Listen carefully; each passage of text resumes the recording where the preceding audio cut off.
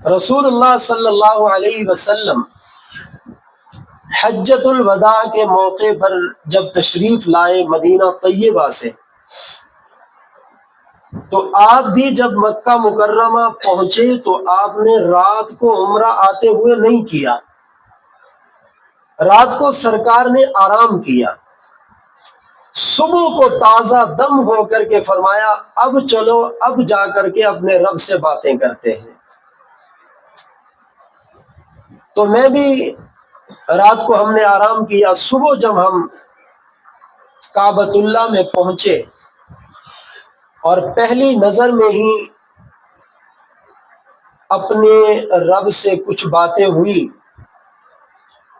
اسی دوران میرے دل پہ ایک شدید جھٹکا لگا اور دل میں خیال آیا کہ اے بندے، ہم نے تجھے تو بلوا لیا ہے، لیکن تو ہمارے نام کی جو مجلس منعقد کرتا تھا وہ تو نے چھوڑ دی ہے۔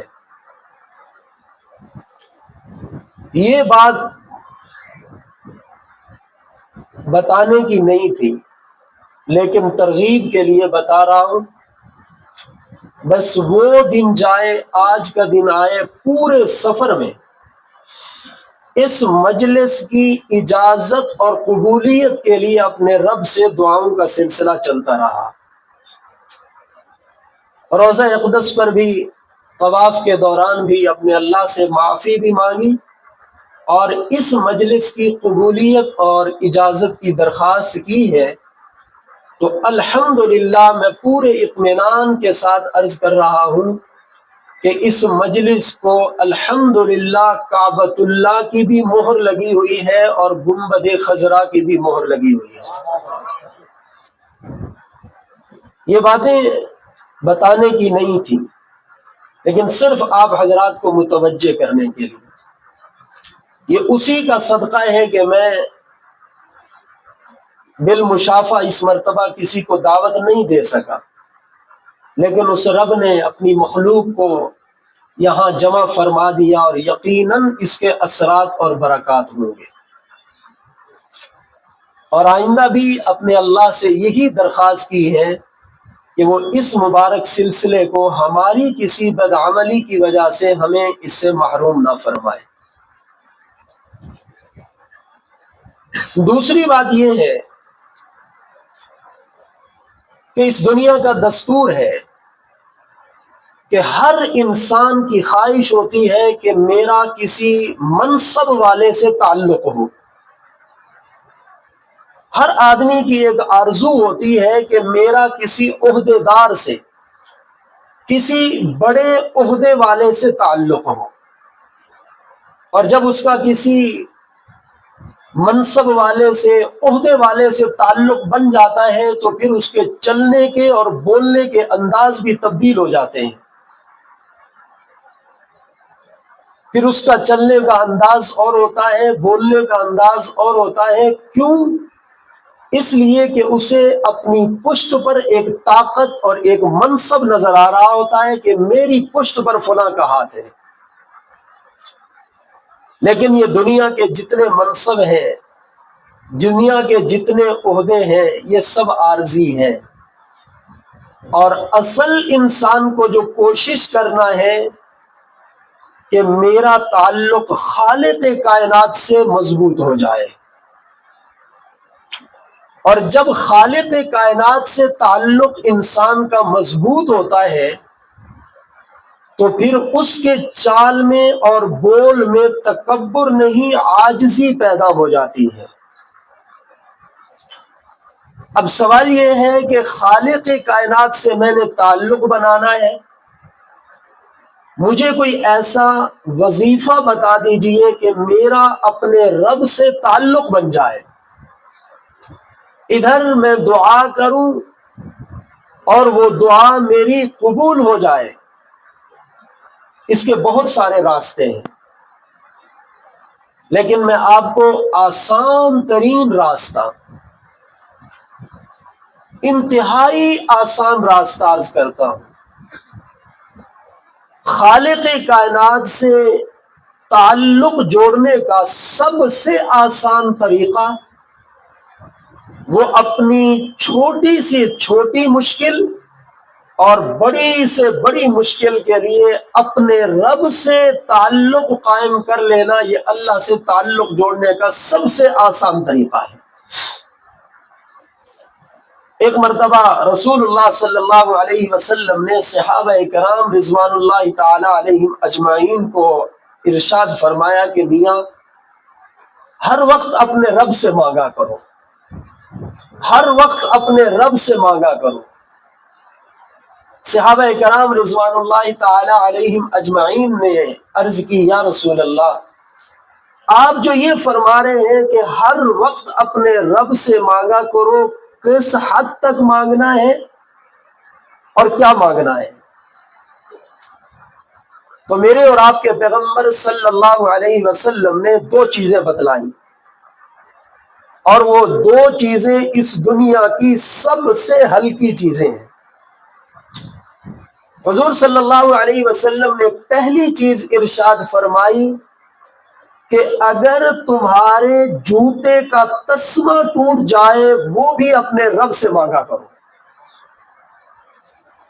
اور دوسری چیز ارشاد فرمائی کہ تمہیں اگر نمک کی ضرورت بھی ہو تو وہ بھی اپنے رب سے مانگا کرو۔ نمک کھانے کی چیزوں میں سب سے آسان اور ہلکی چیز ہے، اور انسان کے پہننے کی اور استعمال کی چیزوں میں سب سے ہلکی اور آسان چیز وہ جوتے کا تسمہ ہے، یہ بھی اپنے رب سے مانگا کرو۔ اور جو شخص اپنا یہ مزاج بنا لیتا ہے کہ اپنا حال دل ہر وقت اپنے اللہ کو سناتا رہتا ہے، اس کا فائدہ یہ ہوتا ہے کہ رب تبارک و تعالی اس بندے کو اپنے قریب کر لیتے ہیں، اور یہ چیز جا کر کے ملتی ہے حرمین شریفین میں۔ سفر کے دوران اس مرتبہ رات تقریباً 1:30 بجے آنکھ کھلی مکہ مکرمہ میں، تو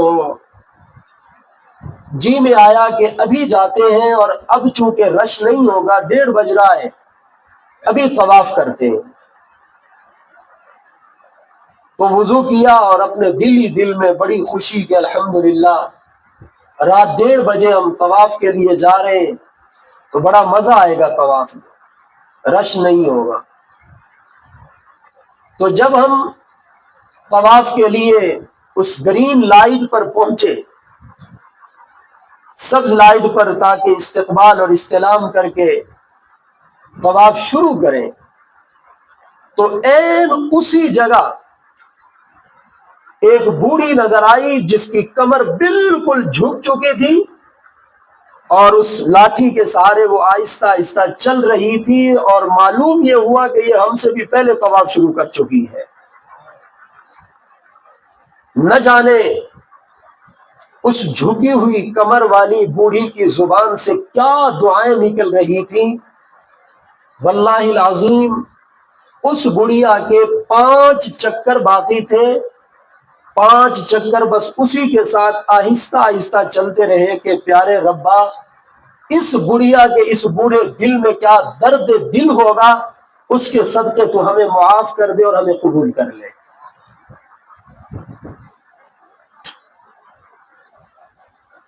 حرمین شریفین کی حاضری بڑی عظمت کی چیز ہے۔ اگر کوئی شخص یہ مطالبہ کرے کہ آپ جو ہمیں ہر جمعے جنت کی باتیں سناتے ہو کہ جنت میں یہ ہوگا، جنت میں یہ ہوگا، جنت میں یہ ہوگا، یہ صرف باتیں ہیں، مجھے عملی طور پر دکھاؤ کہ وہ جنت کا منظر کیا ہوگا۔ جنت کے مناظر میں سے ایک منظر قرآن میں ہے، وَلَكُمْ فِيهَا مَا تَشْتَهِي أَنفُسُكُمْ وَلَكُمْ فِيهَا مَا تَدَّعُونَ، جو کچھ تم خواہش کرو گے وہ مل جائے گا، اور جو تم اپنے رب سے مانگو گے وہ فوراً مل جائے گا۔ یہ چیز جا کر کے نظر آتی ہے مکہ مکرمہ اور مدینہ منورہ میں۔ ابھی انسان خواہش کر رہا ہوتا ہے یا اپنی خواہش کے مطابق ابھی مانگ رہا ہوتا ہے، رب تبارک و تعالی وہی اس بندے کو وہ چیز عطا فرما دیتے ہیں۔ رسول اللہ صلی اللہ علیہ وسلم نے اپنی زندگی میں کل 4 عمرے کیے ہیں اور 1 حج کیا ہے۔ 4 عمرے میں سے 1 عمرہ گنتی میں آتا ہے، لیکن عملی طور پر وہ عمرہ کیا نہیں ہے حضور نے۔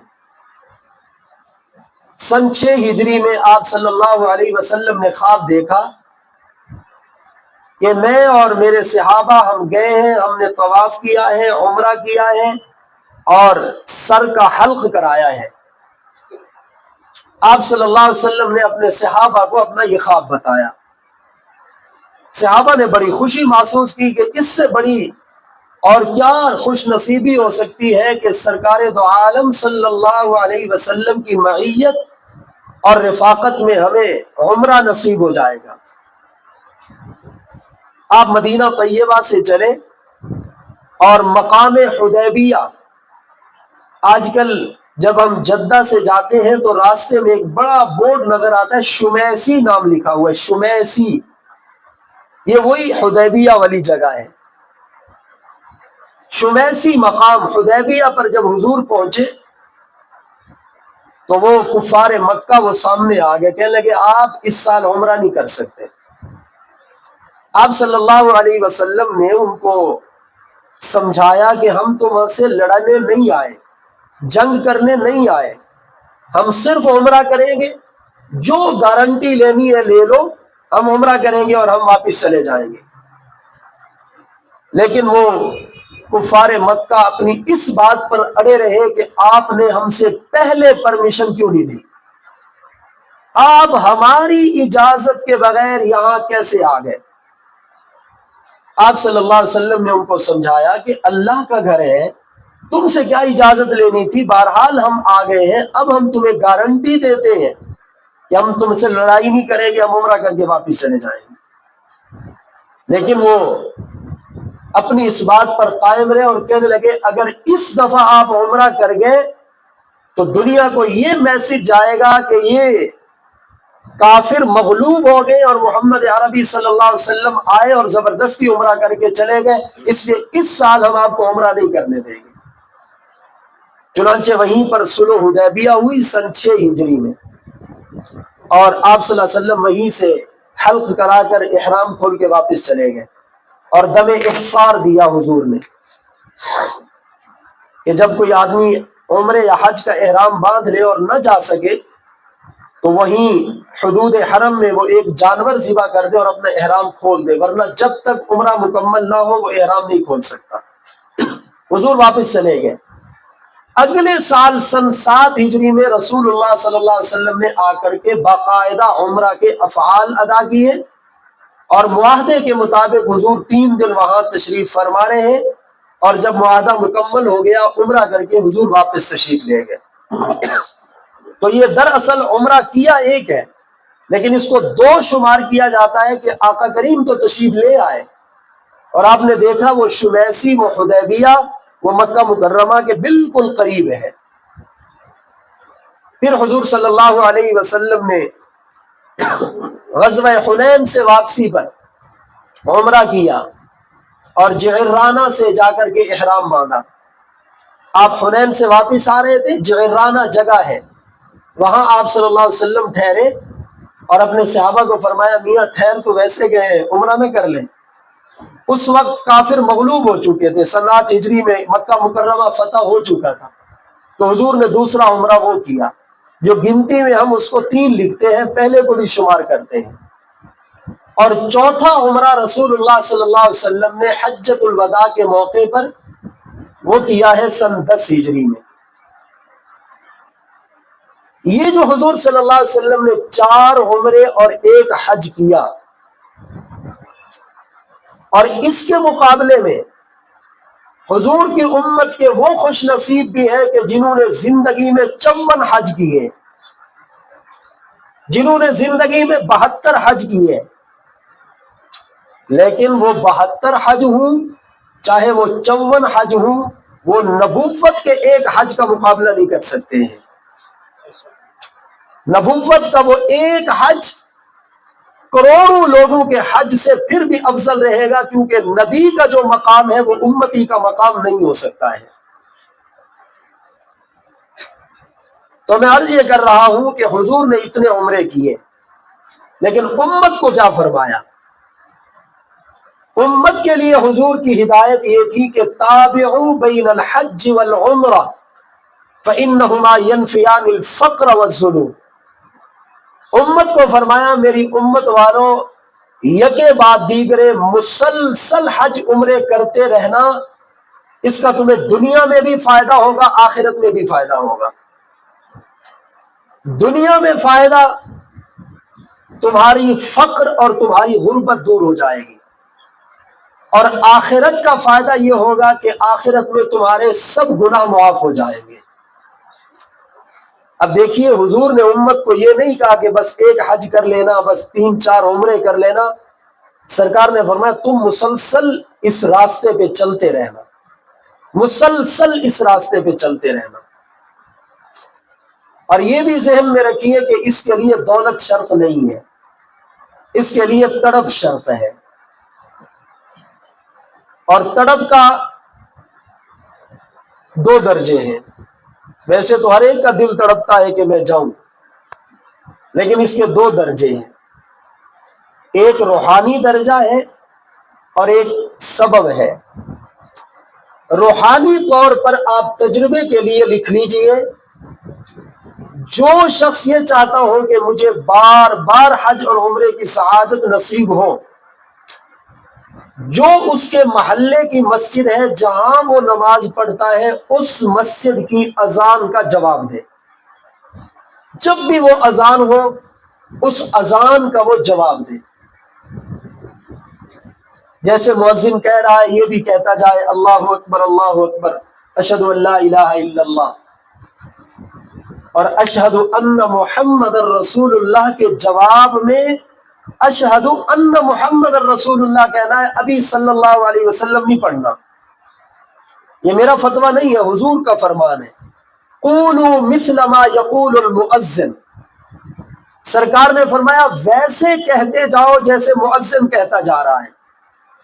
تو میں آپ سے سوال کرتا ہوں کہ جیسے مؤذن کہتا جا رہا ہے تم بھی کہتے جاؤ، کیا مؤذن نے صلی اللہ علیہ وسلم کہا ہے؟ تو پھر یہ جو اذان سن رہا ہے اس کو بھی کہو ابھی درود پاک کا وقت نہیں ہے، ابھی یہی کہو اشہد ان محمد الرسول اللہ۔ اور حی علی الصلاۃ اور حی علی الفلاح کے جواب میں کہو لا حول ولا قوت الا باللہ، لا حول ولا قوت الا باللہ، اور پھر اللہ اکبر لا الہ الا اللہ، ویسا جواب۔ اور جب اذان مکمل ہو جائے اب درود پڑھو، اخیر میں درود پڑھ کے حضور نے ایک دعا سکھائی ہے جو اذان کی دعا ہے، اللہم رب هذه الدعوة التامة والصلاة القائمة آت محمدا الوسیلة والفضیلة وابعثه مقاما محمودا الذی وعدته۔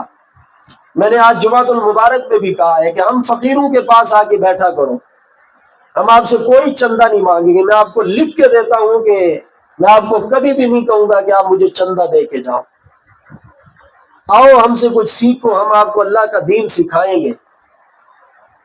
ہمیں صرف مولوی کہہ کر کے ہم سے دور نہ ہو جاؤ، ورنہ بہت دور نکل جاؤ گے اگر تم نے یہ سمجھا کہ یہ تو مولوی ہے۔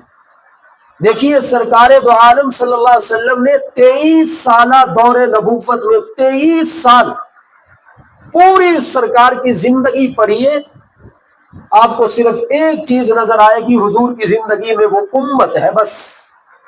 دن کو بھی امت کو مانگ رہے ہیں، رات کو بھی امت کے لیے مانگ رہے ہیں، اپنے لیے دعا نہیں مانگی، امت کے لیے دعائیں مانگتے رہے۔ اپنے لیے کیا فرمایا؟ اپنے لیے فرمایا امت والوں تم میری عنایتوں کا، میرے احسانات کا بدلہ نہیں دے سکتے، یہ جو اذان کے بعد کی دعا ہے نا تم یہ پڑھ لیا کرو، اس کی برکت سے میں خوش ہو جاؤں گا اور قیامت کے دن میں تمہارے حق میں شفاعت کر دوں گا۔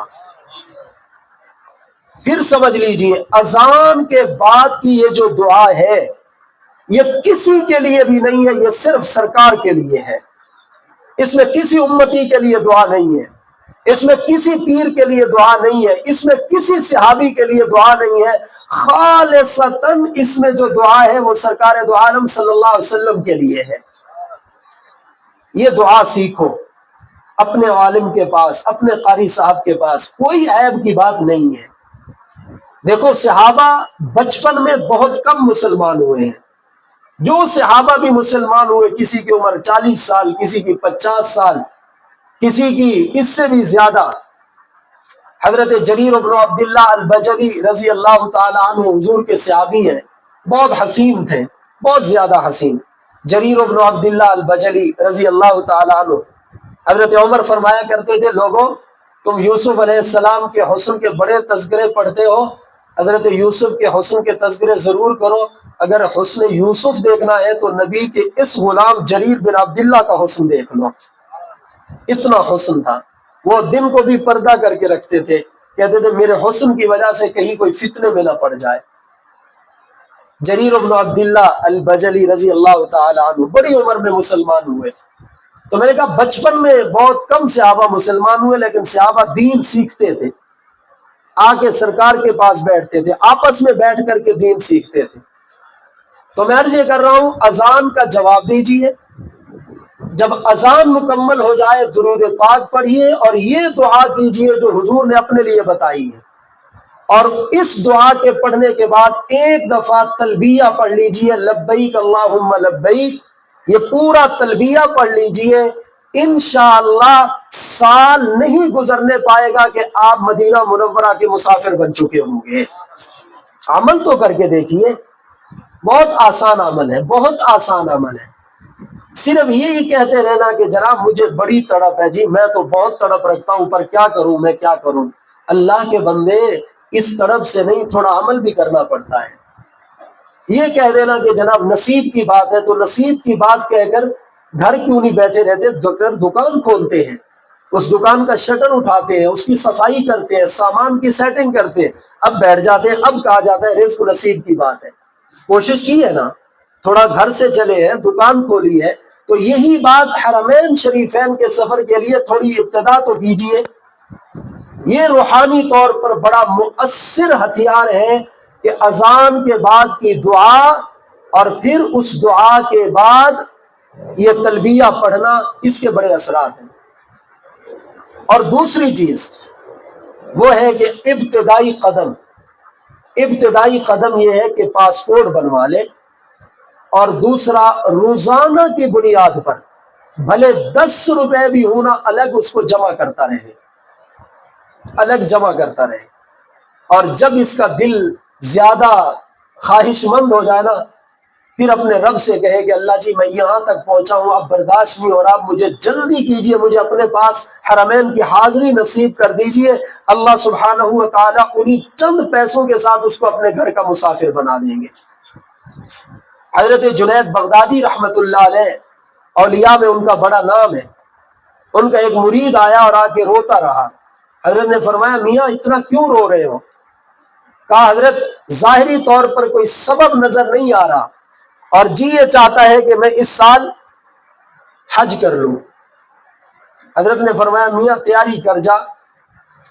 اس غریب کے پاس کیا تھا، ایک سوٹ کپڑے اور تھوڑا بہت سامان اٹھایا اور حضرت کے پاس آ گیا۔ حضرت نے فرمایا گھر سے آ گئے ہو؟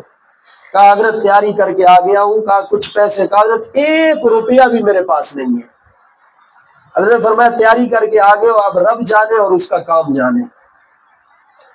حضرت نے اپنی جیب سے 1 روپیہ نکالا اور فرمایا کہ یہ لو اور اللہ تمہیں اس میں برکت دے گا۔